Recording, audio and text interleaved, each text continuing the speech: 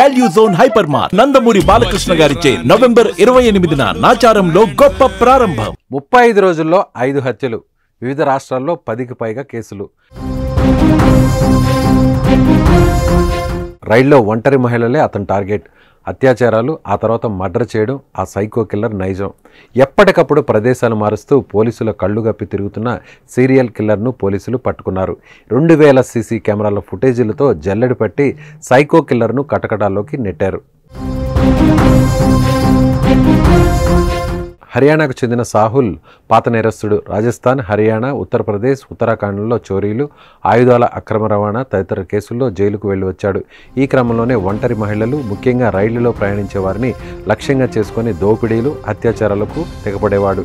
కర్ణాటక, పశ్చిమ బెంగాల్, మహారాష్ట్రలోని రైల్వే స్టేషన్లోని పరిసరాల్లో ఈ తరహా హత్యలకు పాల్పడినట్లు కేసులు నమోదయ్యాయి.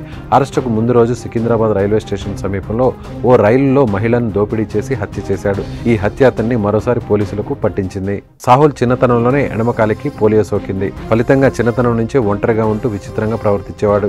దీంతో అతడి కుటుంబం కూడా దూరం పెట్టింది. 5వ తరగతిలోనే చదువు మానేసిన సాహుల్ లారీ క్లీనర్ గా పనిచేస్తూ డ్రైవింగ్ నేర్చుకున్నాడు. పోలియో ఉండడంతో ఇతడికి ఎవరూ డ్రైవర్ ఉద్యోగం ఇవ్వలేదు. దీంతో హైవే దాబాల్లో పనిచేస్తూ అక్కడ పార్క్ చేసి ఉన్న లారీలను ఎత్తుకెళ్లడం ప్రారంభించాడు. అలా నేరాల బాట పట్టిన అతడు చోరీలు, కిడ్నాప్లు చేస్తుండేవాడు. దీంతో రాజస్థాన్, హర్యానా, ఉత్తరప్రదేశ్, ఉత్తరాఖండ్లో అతడిపై 13 కేసులు పైగా నమోదయ్యాయి. ఈ ఏడాది మే వరకు రాజస్థాన్లోని జోధ్పూర్లో ఉన్న సాహుల్ బెయిల్పై విడుదలై బయటకు వచ్చాడు. ఆ తర్వాత రైళ్లలో దివ్యాంగుల కోసం చివరిలో ఉండే బోగిలపై ఇతడు కన్ను పడింది. రైళ్లలో దివ్యాంగుల బోగిలో ప్రయాణిస్తూ అక్టోబర్ 15న తొలి హత్య చేశాడు. ఇటీవల గుజరాత్లో ఉద్వాడ రైల్వే స్టేషన్ సమీపంలో పట్టాలపై ఓ యువతి మృతదేహం లభ్యమైంది.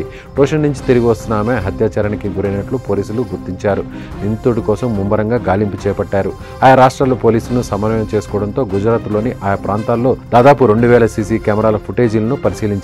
ఓ ఫుటేజ్లో అనుమానితుడి స్పష్టమైన ఫోటో కనిపించగా సూరత్లోని లాజ్పూర్ సెంట్రల్ జైలు అధికారి అతన్ని సాహుల్గా గుర్తుపట్టారు. ఈ క్రమంలోనే వల్సిడ్జాలోని వాపి రైల్వే స్టేషన్ పార్కింగ్లో అతన్ని అరెస్ట్ చేశారు. దీంతో ఆ హత్య తానే చేసినట్లు సాహుల్ అంగీకరించాడు.